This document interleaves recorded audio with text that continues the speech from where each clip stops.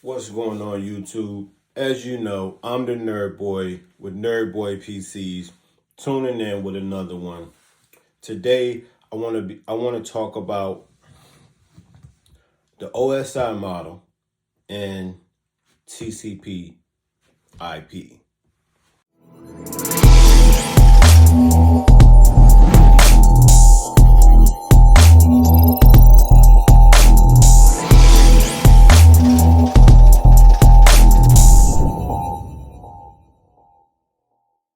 Okay, so OSI, TCP, IP. So I'm just, in the state of trying to, give you guys a little more networking and just get in conversation about networking, right? Network management security, all of that, right? But right now, let's just start off with the basics and start off with networking. Okay, now the OSI model, you know, a lot of people they refer to it as, the reference model or the physical model or the OSI, right? OSI means open systems interconnection, right? What that is a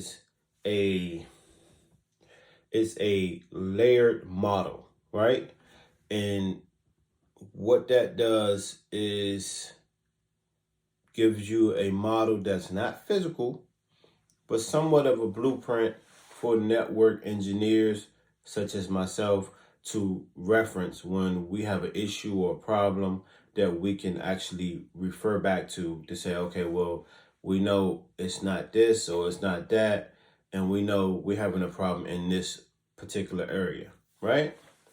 So let's just say layered models, because that's what they refer to it as well. OSI can also mean layered model or what have you. So taking a layered approach, right, with the OSI is kind of similar as referencing a model, and a conceptual blueprint of how communications should take place. Okay? Now, I'm just saying, and I'm trying to get a little more into detail because, you know, we can have this conversation for hours and hours and hours. It can go on and on and on. But try to make it as simple as possible. So, what does the OSI model address, right? Well, what I would say, how would I say that? What does it address, right? It addressed network issues, we know that. But in a more um, detailed way of saying it is it addresses all the processes that is required for effective communication, right? And that can go into saying encapsulation or de-encapsulation, but furthermore, to say it divides these processes into logical groupings called layers, right?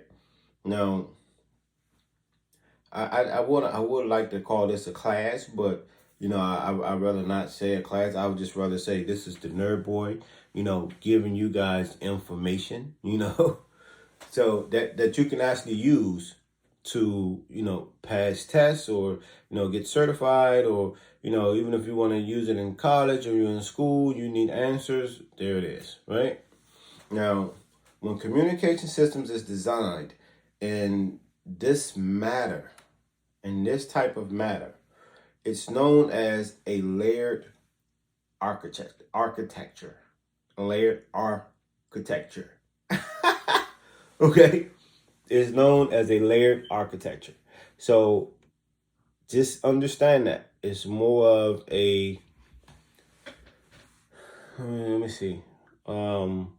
It's more of an infrastructure that has been designed already, right? But it is an architecture that is not physical at all. It's not physical.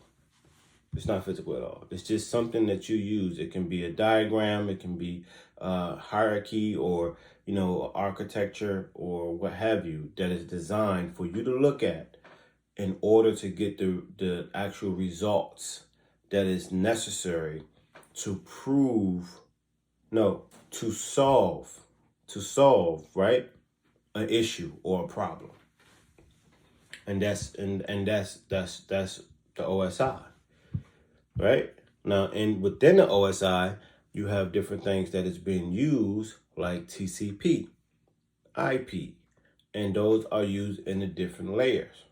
Okay. Now, like I say, I can get deep with this. I can get deep with this, but I'm gonna try to keep it as basic, and normal as possible, right? In order to give you guys the clear understanding that you need. I don't want to be too technical, but just saying. You feel me? So with that being said, right? With that being said, we already discussed, we know the OSI is not physical, it's not a physical model, it's a set of guidelines that application developers or network engineers use to implement applications, right? That run on a network. That is network management. That's how it's referenced, right? So, oh man, I just love talking about this. I just love, going on about, computers and all that. But yeah. So now, furthermore, to say about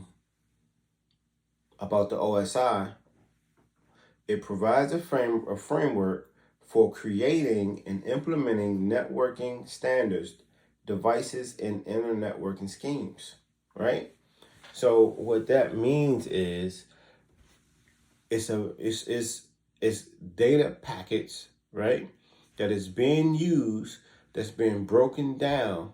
Well, it's data that's being broken down into packets that's then put into frames to transmit over the network from a sender to a receiver that will receive and provide a acknowledgement to receive even more, right?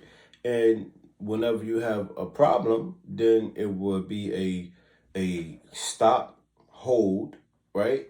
That will allow the receiver to also provide another acknowledgement, whereas go, now the sender can send more information. And that's how it works with data communication, right? Now let's talk about TCP because this is where it gets fun, right? This is where the fun come into play, because TCP is broken down within the layers, right? But it is only utilized in one layer. But it's kind of like, well, IP, it's two different layers, basically. TCP IP is broken down in two different layers. And this is where all the different protocols is being used in those layers. So the OSI model within this, and I'm going to reference in regards to TCP IP, but this is still within the OSI. So the OSI model, right? These are the layers. You have the physical layer, you have the data link layer, you have the network layer, you have the transport layer, and then you have the session layer, and then you have the presentation layer, and then you have the application layer. Now, these are the layers that we were just talking about, right?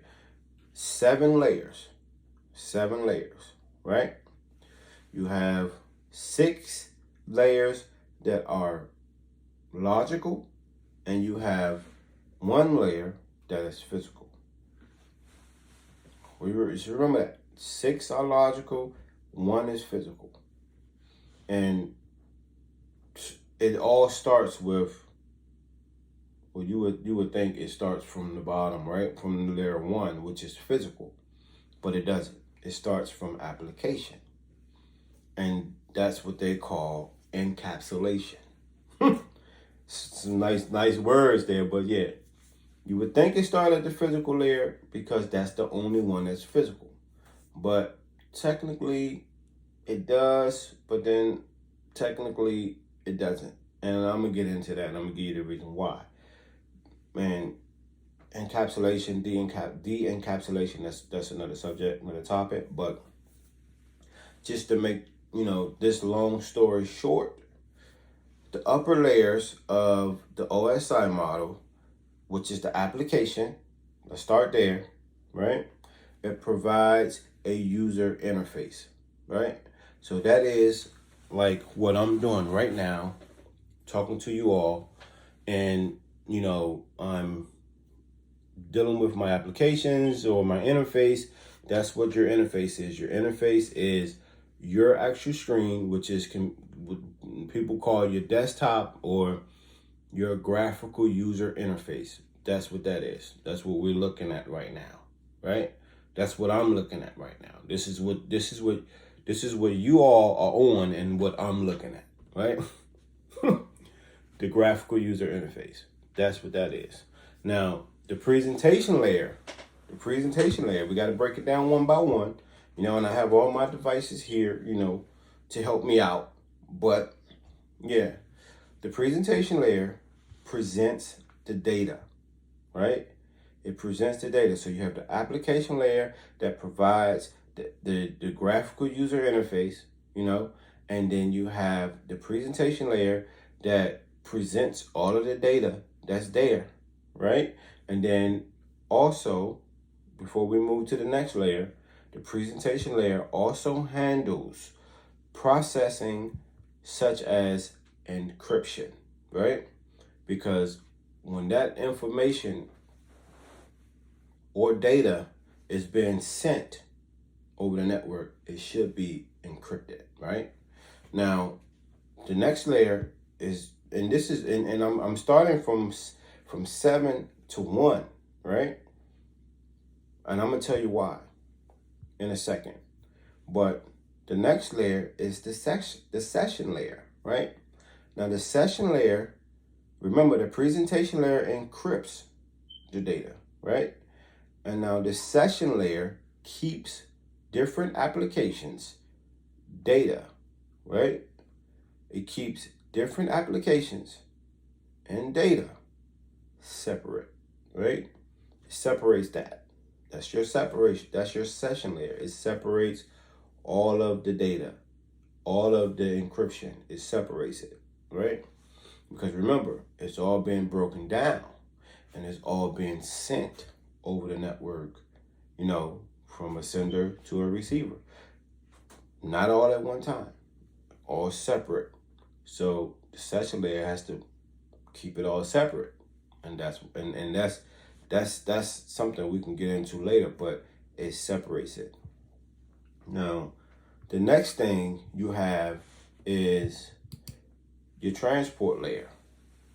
And this is important because the data cannot move. It can't move without the transport layer.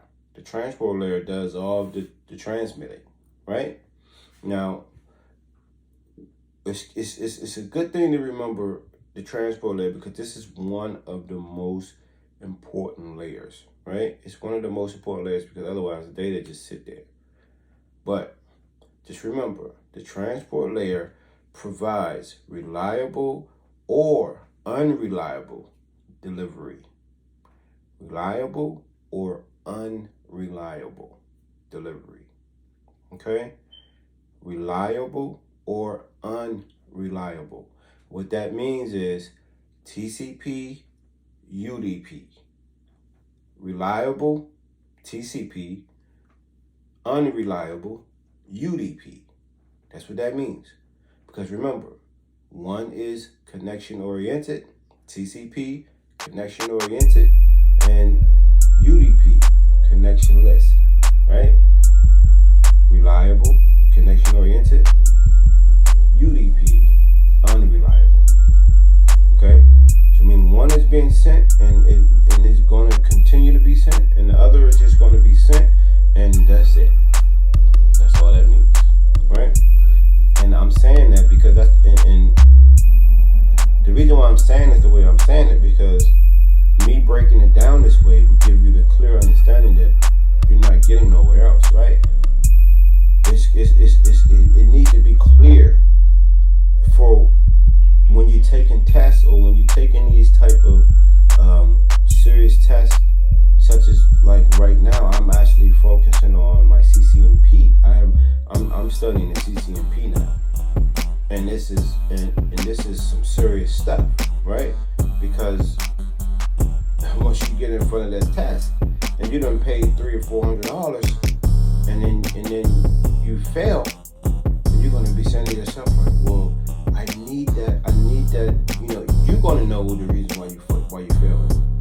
Anyhow, you're gonna know if you fail, you're gonna know the reason why, because you're the one taking the test. You know where your weaknesses are. You know what you could answer and what you can't answer.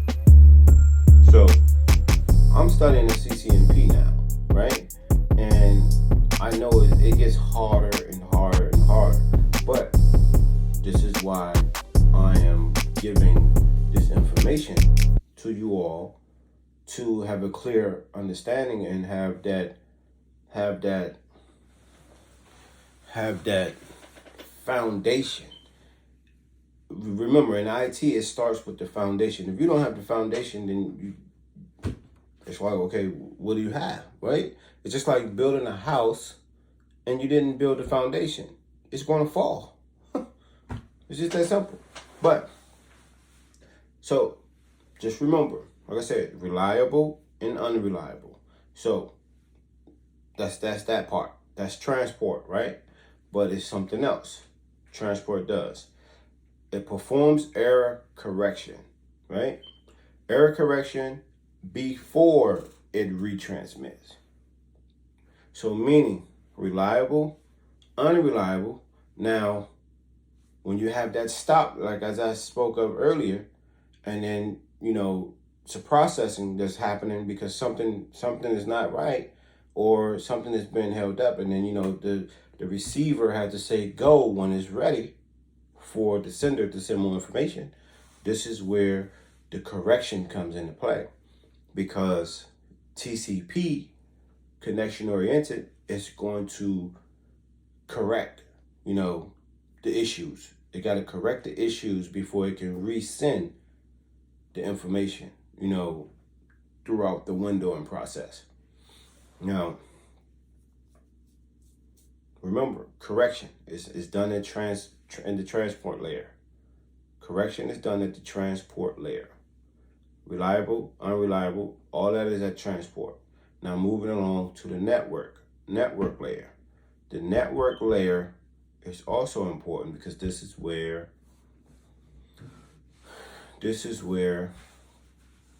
routing is done, right? This is where all your routing is being done. This is where, you know, this is where your logical addressing is being provided to, you know, your system, right? And this is what they call your IP. This is your IP. This is what's being provided to you to even be able to move on the network, right? This is how you're discovered. Now, this is where your logical addressing is being provided, and also, you know, this is where routers use the path, right? The path of determination. So meaning that if a router is being used on the network, right? because you just been provided your IP. The router has to determine which path to take. And the reason why is because of the router knows, hey, if I go this way, then this is going to take longer than going this way, right? And in most cases, it's because routers already know this. They are very extremely smart devices, right? The routers know where they have already went before to get to that destination. They keep that information in their routing table, right? So it's a routing table. The routers keep that information. It holds on to that information in order to take the best path first, right? So by the time the router gets the information and they say, hey, the computer just talking to each other the whole time, even after they finish, even after they finish, even after they already done, finished transmitting or sending data somewhere else. Even after that, the computers are still talking. They're on the network. They're live. They're communicating the whole time, right? So what I'm trying to say is, when it comes to the router is one of the most smartest devices on the network, right? The router knows exactly where it was previously, right? In order to know where to go next. So meaning the information is going to come, it's going to hit the router. You're going to be provided with your IP address. The IP address is, well, you may already have it. You're going to already have your IP address, right? But the router already knows, right? Because at this layer, this is where you're provided your logical addressing, which is your IP. Now, the router knows, okay, hey, the quickest way to get to that destination is to go this way, or that way. And it's multiple routers all out there. All out there, it's multiple routers, right? So it can take whatever path it wants. And you can actually track that. You can see exactly what routers was within that path that was taken. So just remember that. Now the next layer is your data link layer, right? And your data link layer is really important because this is where everything is being combined. This is where everything is being put together. This is where, packets are, being put into bytes, and bytes are going into frames and all that type of stuff. So this is where, it all matters, right? Because this is where all the packaging and all that is being done. This is where you're going to be. This is where your information is going to be put in the packet, and then it's going to be put into a frame, right? And then it's going to be provided a media, right, which is being used by the MAC address. And that's serious. That's your MAC address is your physical addresses. That's your physical address. That's where you're going to be identified. This is how they're going to know who you are. I want you guys to understand that every device on the network has a MAC address, and that MAC address is physical. It's burnt into your device, right? Meaning that no matter where that device is on the network, it's always going to have a MAC address. And this is how you're going to be identified by whomever, right? It can be something serious. It can be law enforcement. It can be the FBI. It can be all types of, things that criminals do on the network. And this is how they're going to identify you. This is how they're going to be able to track you and trace you. So this is why they always say you need to learn to cover your tracks. That's another discussion. That's another, video or whatnot. But just remember, the physical address is the MAC address. That address is what's going to follow your device no matter where you go. It's no different than your mail address that's on your house. Same thing. It never changes. Okay? Now, and on the data link layer, it also performs error detection. Okay? It also performs error detection. It does not perform no correction. Okay? It performs error detection, but not correction. All right? Now, I'm breaking this down like this because I'm giving you guys what they call encapsulation, right? Encapsulation starts from, and this is what I said I was going to get to later. This is what I was going to get to. Encapsulation starts from the application layer and works its way down to the physical layer. Now, I gave you all of the logical addresses. All of the logical layers, excuse me. I gave you all of the logical layers so you guys can understand from top to bottom. That's called encapsulation, right? That's encapsulating. Now, de-encapsulating is going from the physical layer and back up to the physical. Going from the physical layer back up to the application layer. Now, I didn't go into the physical layer, but I'm about to go into it now. Okay? The physical layer moves bits between devices, right? Everything it does is physical. Okay? Now, it specifies what is known as electricity or voltage or the speed that's happening on the wire, right? So meaning the electrical is moving from one place to the next, and it's going at a certain speed. That's the physical layer. That's all physical. Everything that's physical, this is why they call it, this is why they call it the physical layer. Everything that's physical is just moving. It's already everything has been connected. This is where all your wires is. This is where you have all of your cables and all your electricity and voltage and all that type of stuff. Okay? And this is where the bits is being moved from one place to the next. And that's the OSI. That's the OSI model. And also TCP within the OSI.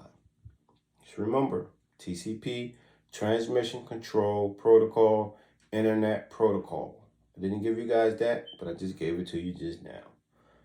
Transmission Control Protocol, Internet Protocol. OSI, Open Systems Interconnection Model. And the next time,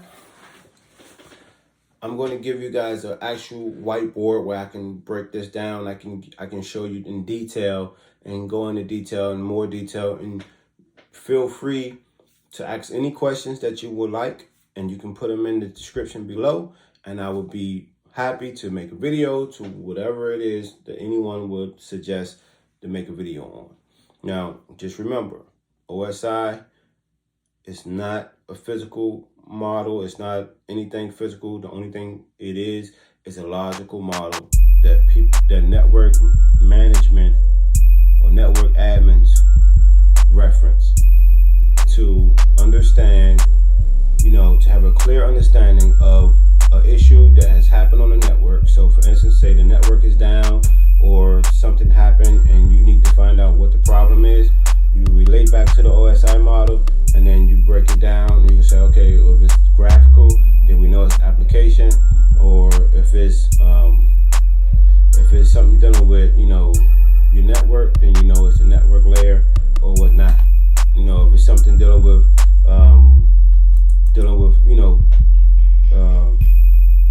transmitting, then you know it's the transport layer. So it's just certain things you gotta use to use the OSI. Certain things you gotta do to look at it in a certain way to utilize it in a way for you to understand it, right? So just remember that. That's extremely important if you have a problem you're working or you're at work and you have an issue and you can't figure it out. You can always reference the OSI, and that can help you fix the problem. Okay? Now, I'm the Nerd Boy with Nerd Boy PCs, and I'll catch you guys on the next one. Be on the lookout for more videos.